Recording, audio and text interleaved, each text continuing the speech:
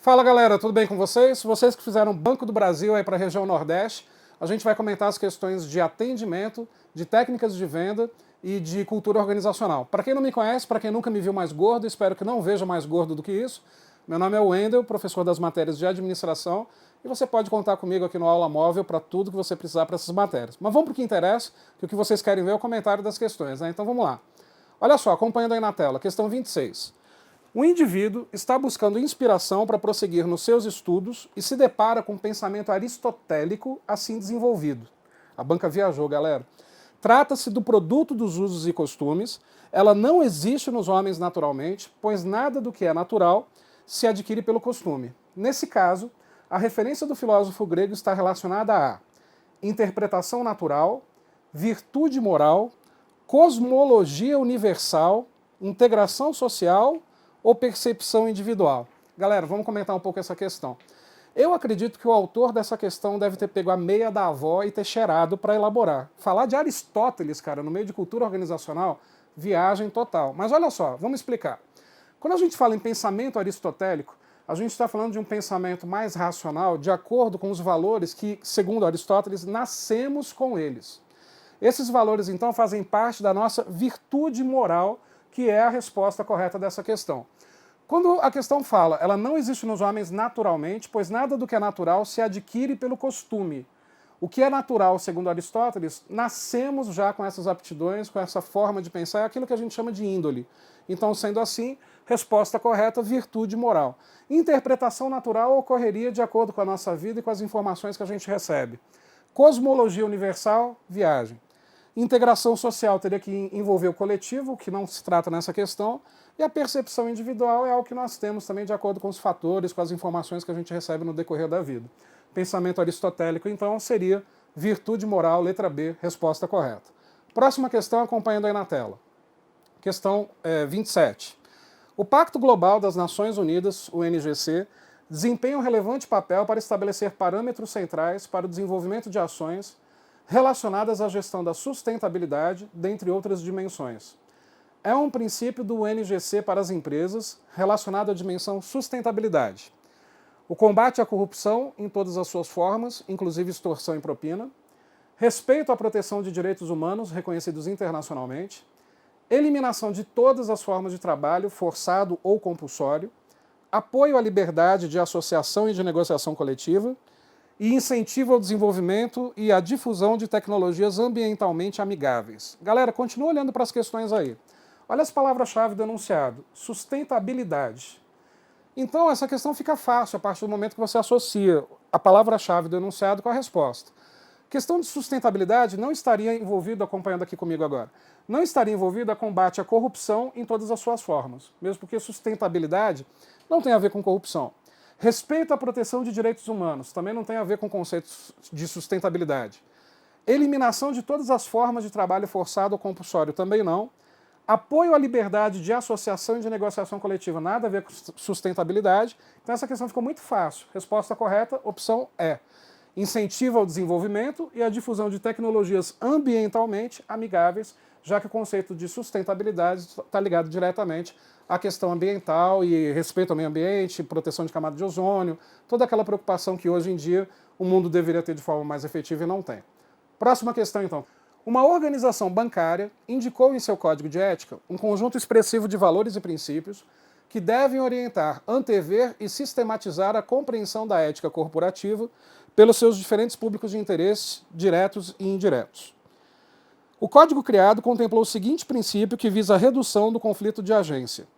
Consideramos toda a informação acerca das atividades do Conselho de Administração passível de divulgação, exceto aquelas de caráter restrito, vamos grifar essa palavra-chave, que coloquem em risco o desempenho e a imagem institucional ou que estejam protegidas por lei. Aí, continuando aí na tela, vem a pergunta. A qual público de interesse direto esse princípio se dirige?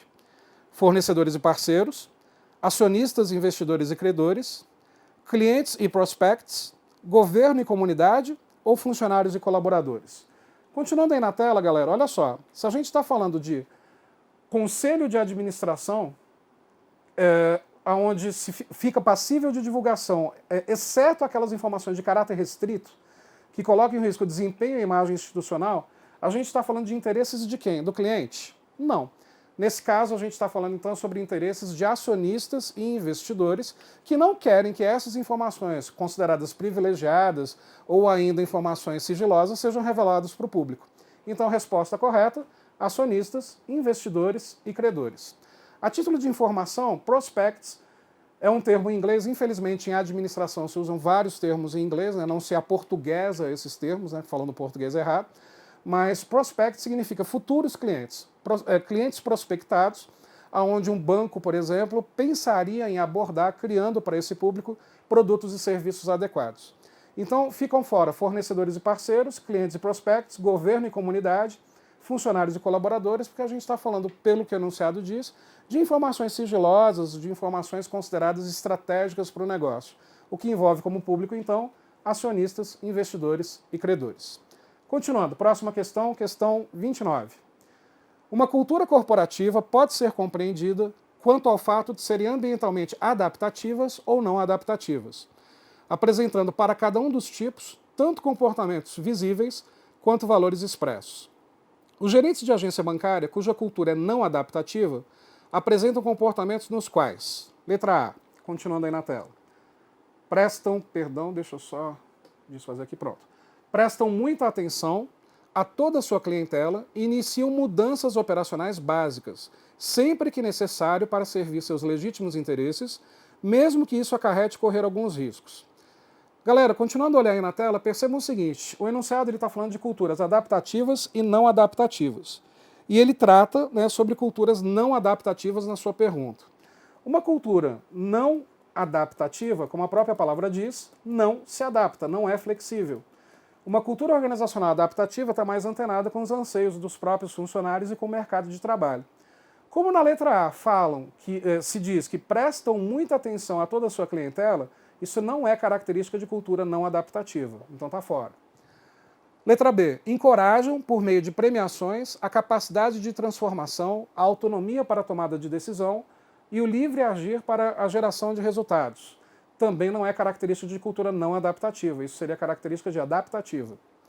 C, olha a letra C como ela está bem não adaptativa. Atuam isoladamente, política e burocraticamente, tendo como resultado a quase impossibilidade de mudar estratégias rapidamente, para se ajustarem ou para se aproveitarem das mudanças em seus ambientes de negócios. Essa é a resposta correta, porque são as características de uma cultura não adaptativa. A letra D está errada porque ela afirma que se preocupam consigo mesmos, seu grupo de trabalho e produtos, tendendo a valorizar o processo gerencial, o clima organizacional e a tomada de decisão. Isso é característica de cultura adaptativa também. E a letra E, refletem profundamente sobre as necessidades dos seus clientes, acionistas e empregados, valorizando as pessoas em situações de mudanças de processos. Falou de mudança, é adaptativa, o que também não seria considerada a resposta correta. Então, realmente nos resta a alternativa C.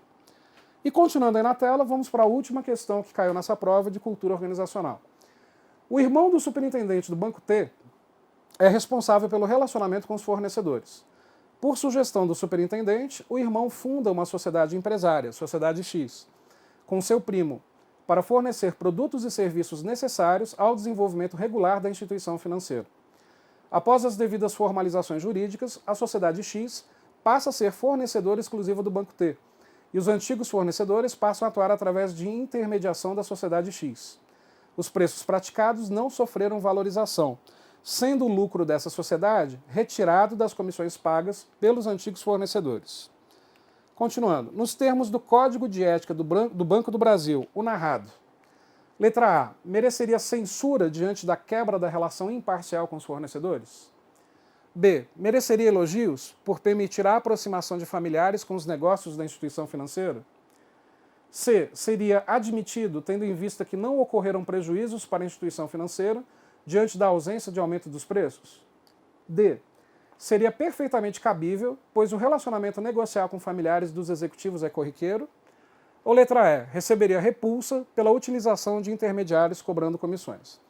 Galera, olha só, a questão ela é de cultura organizacional e ela está cobrando sobre o Código de Ética do Banco do Brasil. Falha da banca de misturar assuntos dentro do mesmo tópico. Mas ainda assim, se a gente está falando de ética, código de ética, Imaginando que você não tenha estudado o Código de Ética do Banco do Brasil, mas vamos pensar nas questões éticas propriamente ditas, principalmente no ambiente organizacional. Acompanhe no enunciado que está falando o seguinte, ó, o irmão do superintendente é responsável pelo relacionamento com fornecedores. Por sugestão do superintendente, o irmão funda uma sociedade empresária com o primo para fornecer produtos e serviços necessários que vão para esse banco, inclusive, ou para essa empresa. Isso é ético? Pode até ser, mas não é moralmente aceito. Há aí o que a gente chama de conflito de interesses dentro da ética. Então, uma coisa é certa, essa conduta não é adequada. Então, vamos voltar para as opções de resposta. Quais das opções colocam para a gente condutas não adequadas? Ó, mereceria censura, então a letra A é uma possível resposta. A e B, mereceria elogios? Não. C, seria admitido tendo em vista que não ocorreram prejuízo? Também não. D, seria perfeitamente cabível? Não. E a letra E, receberia repulsa? Então a gente tem duas possíveis respostas, já que não é uma conduta tão ética ou tão moral assim. Segundo o Código de Ética do Banco do Brasil, esse tipo de conduta, a resposta correta é a letra A. Mereceria censura diante da quebra da relação imparcial com os fornecedores, embora não tenha ocorrido nada ilegal, mas mereceria uma chamada de atenção para que isso não ocorresse novamente. Por que a resposta não é a letra E? Receberia repulsa pela utilização de intermediários cobrando comissões, sendo que faz parte da negociação isso, não é algo errado. Mas a censura é cabível porque uma chamada de atenção em função de uma relação que pode gerar conflito de interesses não seria adequada. Essa é uma questão de ética e não de cultura organizacional. Uma crítica que eu faço a essas 5 questões por parte da banca é que questões de cultura organizacional propriamente dita, a gente só viu a 29. Porque se você analisar a questão 26, 27 e 28, ela não é necessariamente de cultura, embora seja sobre comportamento organizacional. No próximo bloco, a gente vai ver questões sobre técnicas de venda, que caíram nessa prova também, e as questões de atendimento, que também estão misturadas com marketing e outros assuntos. Até daqui a pouco, galera!